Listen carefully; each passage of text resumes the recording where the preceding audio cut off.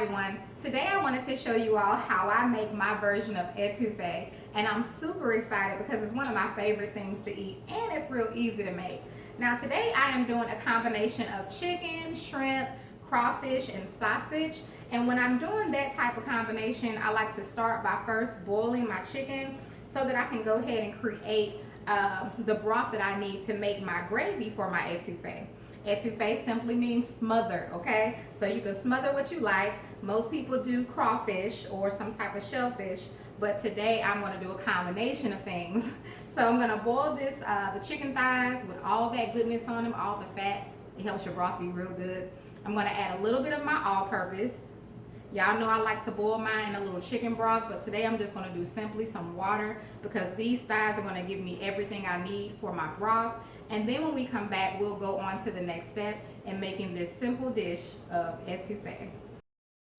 Okay guys, now that the chicken is done, I'm going to show you the ingredients and we're going to go ahead and put our etouffee together. So what I have here is I have my crawfish meat, my chicken thighs. I went on and shredded those up. I have my Cajun sausage, and that's an andouille sausage. I have jumbo shrimp, so I went on and cut those up in like thirds. I have my fresh garlic, onions, bell peppers, my seasonings, some stewed tomatoes, and of course we need our flour and our butter. Now to make my roux, I'm going to start by melting down some butter. I do have my stove on a medium heat.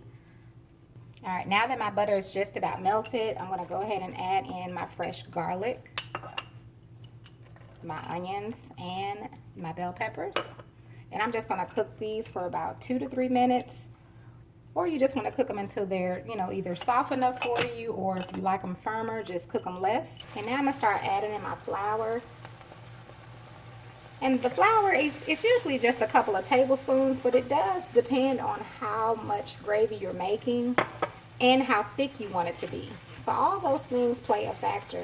So sometimes it is hard to tell, a person how much flour to add because everyone doesn't like it the same way and we're not all making the same amount. So that's about good enough for me. I'm going to turn that stove down just a little bit, and now we're going to start adding in that chicken broth that I used, or that I made with the chicken thighs. And you just want to stir it in well. You all, it smells so good. Next, I'm going to add in my seasonings. I'm adding a little bit of my Cajun seasoning, my Old Bay, and I'm going to add in my tomatoes. And I'm going to give this just a few moments before we add in our seafood and our chicken. Now, and the sausage. Now, my sausage, while my chicken was boiling, I went on and cooked my sausage in the oven. So you just want to make sure that's already cooked if you're going to use sausage. And what else? And the shrimp, it cooks so quickly that you don't have to cook that before you add that into your etouffee. So after a few minutes, I just want to let this cook together pretty good, and then we'll add in the final ingredients, and literally it's done.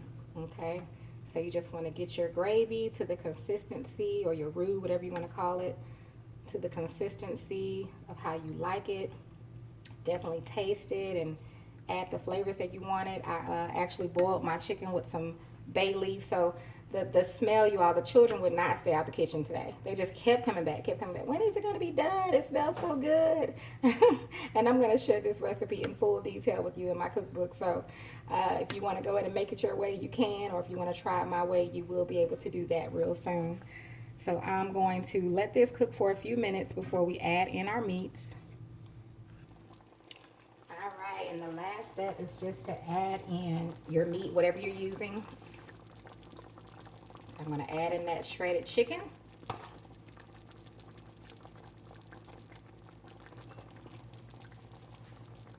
I'm going to add in my crawfish meat.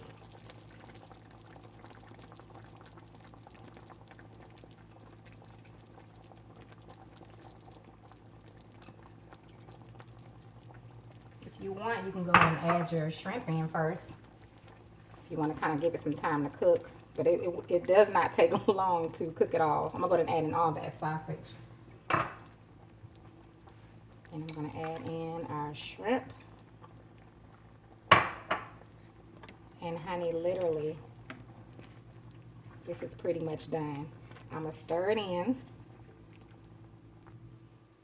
All right, once you stir it in, you see how quickly, I guess you don't know how long I've been paused, but I have my stove on a medium heat still, and literally I gave it a couple of stirs, just stirred everything in thoroughly, and the shrimp is done. So you don't want to overcook anything. So we're going to go ahead and turn it off. If you kind of want to just let it sit for a little bit or even put it on a simmer, I wouldn't recommend doing a simmer. You can really just cover it and let it just sit for a minute. But it's done. It's ready to serve, okay? Just that easy. So I'm going to plate some. My daughter's ready to eat. So I have a bowl here with some rice. We like to eat ours with rice.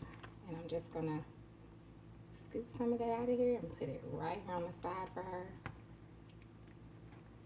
You all, it just smells so good. This is definitely one of those recipes you want to try. And maybe you have a good one of your own. I just know, honey, it smells amazing. And I cannot wait to try it.